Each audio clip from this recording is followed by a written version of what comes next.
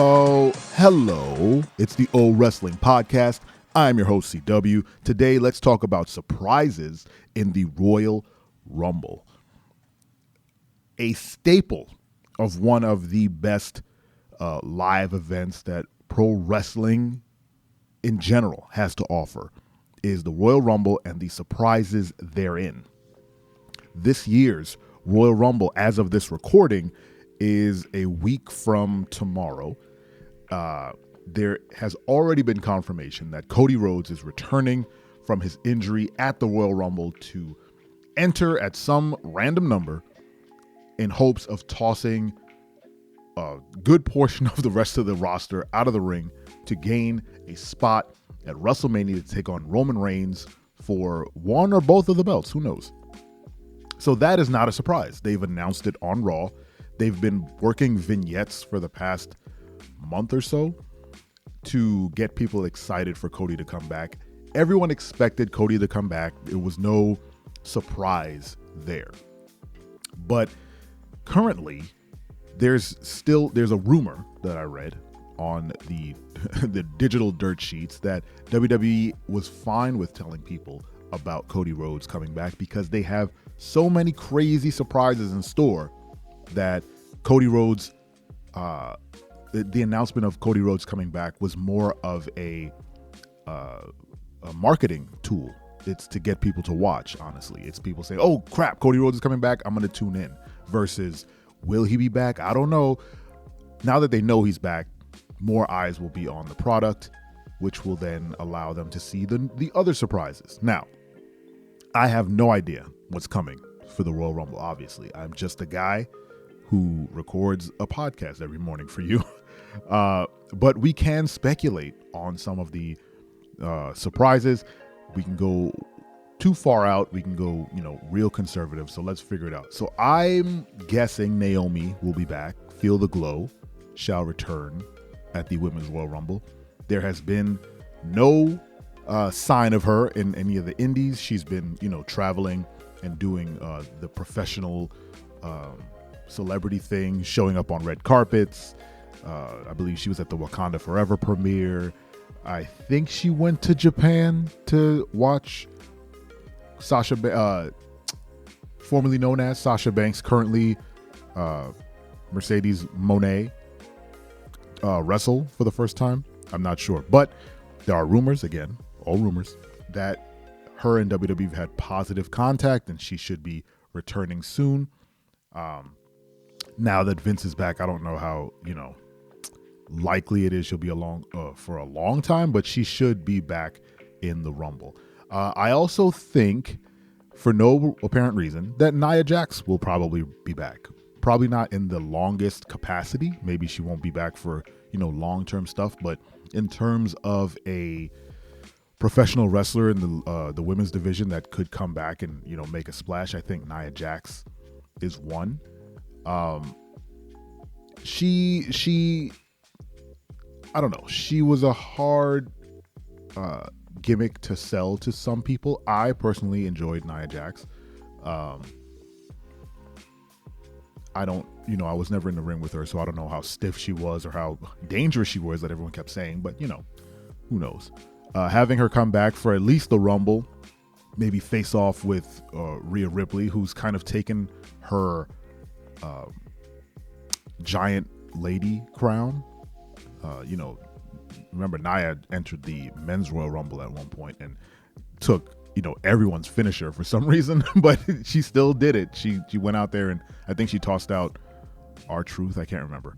Or she beat up R-Truth so he couldn't go to the ring. So no matter how you feel about Nia Jax, they did push her pretty hard and give her some really big spots while she was in the company. So having her come back for at least the Rumble could be a possibility.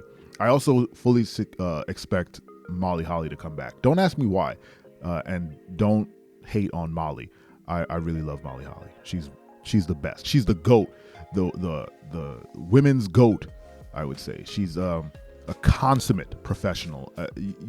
She had the crispest moves. That's not a word. The crispiest moves. There you go. They were the crispest. Oh boy. Anyway, let's move on to the men's side of the Royal Rumble. I fully expect Logan Paul to show up. I think he's going to take one of the numbers. Why? Because they haven't mentioned him in a while. And if you're trying to get a surprise going, they're going to lean on celebrities. Logan Paul was maybe their biggest celebrity draw outside of Bad Bunny from 2 years ago or whatever. And he's proven that he can, work a match. He can, do his thing.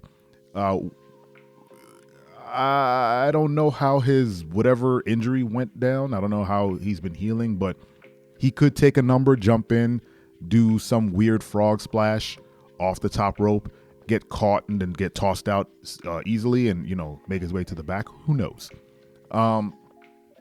Undertaker, let's just say it. Let's throw it out there. He quote unquote retired, but I don't think he ever said he retired. Someone please correct me on that, but I don't think he ever mentioned the words retire. I think he just called it his last ride. That doesn't mean he can't enter the Royal Rumble and do some work. He's an old man. He can't go like he used to, but he can certainly slowly walk to the ring. He can certainly clear a ring with some punches, turn the lights on with his eyes, and then, have the entire locker room clear to, get him out of the ring. It's possible. And if WWE is happy with all the surprises they have, there's no bigger surprise than having the dead man, the actual GOAT, come back for the Rumble, because he owned WrestleMania, but he wasn't, a huge Rumble guy. That's not to say that, his win in the Royal Rumble when it was down to him and Shawn wasn't one of the greatest moments in my professional wrestling, I was going to call it career, fandom. Let's call it that. Outside of other surprises, it's hard to pinpoint what would even be classified as a surprise these days. Would John Cena be classified as a surprise? I doubt it. He wrestled on the December 30th episode of SmackDown, and while he did get a huge pop, I don't know how much of a surprise it would be if he came back. I almost expect it, I think a huge surprise would be if anyone but Cody Rhodes won the Royal Rumble, which I think is the plan. I don't think Cody Rhodes is winning the Royal Rumble on his first night back. I think he's going to put on a good show. I think he's going to get down to the final four, but I think he's getting tossed out, and I think he's going to be tossed out by Seth Rollins. Perhaps. Whoever tosses Cody Rhodes out will be his main competition on the road to WrestleMania. That's my surprise guest. But in the world of mega surprises for the Royal Rumble, it would be if someone you do not expect to win the Rumble wins. That's always the most fun. When Roman Reigns was thrust upon us so many years ago and won the Royal Rumble a couple times, everyone booed because it was expected. We knew it was coming.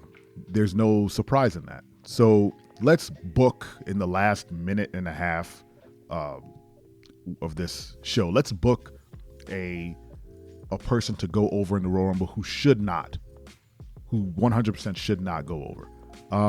Ricochet. Let's be honest. Ricochet he ain't winning. He's not winning the Royal Rumble. He has qualified, but he's not going the distance. But what if he did?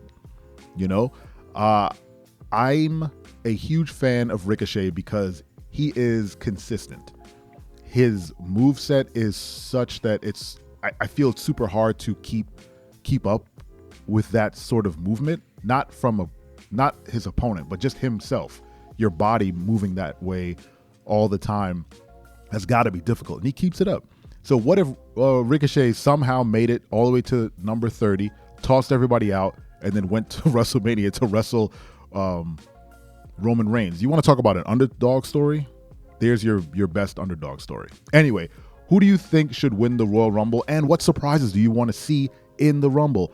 Click that bell, get notified when new videos go up, subscribe to the podcast on any and all podcasting platforms. Thank you so much for listening to this edition of the O Wrestling Podcast, and remember, I'm your friend, but if I ever see you in the ring, I can beat you. Don't you know? Yeah, yeah, yeah.